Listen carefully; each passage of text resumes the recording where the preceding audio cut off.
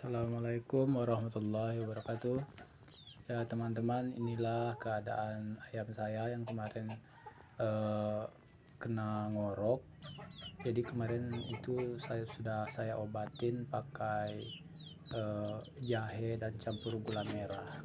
Ya alhamdulillah, sekarang itu sudah ada perubahan lah, sudah mulai membaik.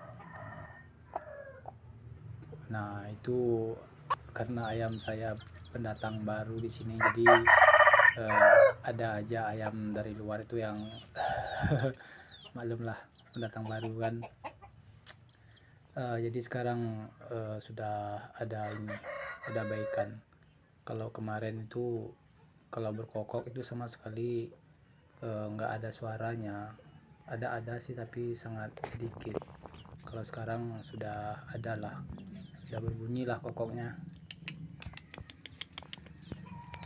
Nah ini dia, sudah mulai aktif lagi.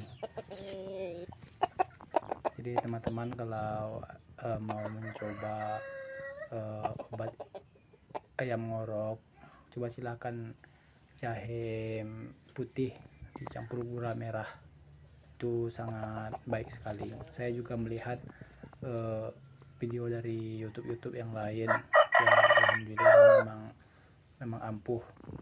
Terima kasih juga buat teman-teman yang sudah berbagi informasi. Semoga kita tetap selalu semangat untuk selalu ternak ayam. Amin.